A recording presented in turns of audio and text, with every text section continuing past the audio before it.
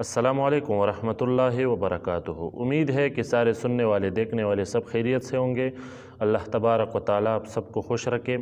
सबसे पहले तो सबसे ये गुजारिश करना चाहूँगा कि इस वीडियो को ज़्यादा से ज़्यादा शेयर किया जाए ताकि लोगों पर ये हाल वाज़ेह हो, और इंशाअल्लाह वहाँ की जो हालात है वो हम आपको एक अरबी की ज़ुबान से ही सुनाएंगे ताकि आपको पूरी तरह से इल्म हो।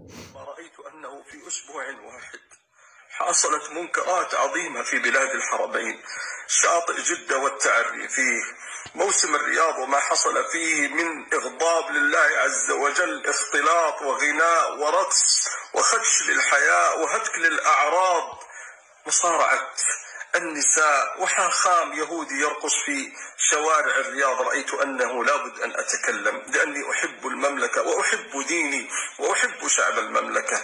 بعضهم قال لي في الخاص: من أنت حتى تتحدث؟ يا أخي لم أجد آية في القرآن ولا حديث في السنة تقول أنه لا ينكر ولا يتحدث إلا كبار العلماء وكبار الدعاة والمشاهير. أنا عبد فقير مسلم أريد أن أبرئ ذمتي، أريد أن أنصح أهلي.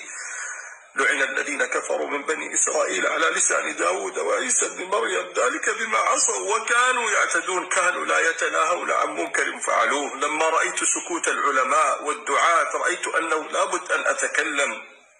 رسالتي إلى شريحتين في المجتمع، إلى العلماء خاصة الكبار منهم الذين بلغوا 70 و80: ماذا تنتظر؟ لقد أخذت من الدنيا ما أخذت، قصور، سيارات، مناصب، أموال. أنا لا أريدك أن تهاجم ولي الأمر، نحن ندعو لولي الأمر بالهداية ولا ندعو للخروج عليه أبدا، نسأل الله أن يصلح الحال، ولكن ما سمعناكم تقولوا للناس حرام لا تذهبوا إلى هذه الفعاليات. لما كنا صغارا عقدتونا في حياتنا، قلتوا لنا أن الأناشيد الإسلامية حرام، التمثيليات الإسلامية حرام. الآن لما جاء الهز والرقص وإسخاط الله عز وجل ما سمعناكم تقولوا للناس لا تذهبوا. بينوا، ألم يأخذ الله عز وجل عليكم ميثاق؟ والنصيحة الثانية إلى المسلمين والمسلمات: اتقوا الله في أنفسكم واتقوا الله في بناتكم وأولادكم، لا تذهبوا إلى هذه الفعاليات، لا تذهبوا إلى هذه المنكرات.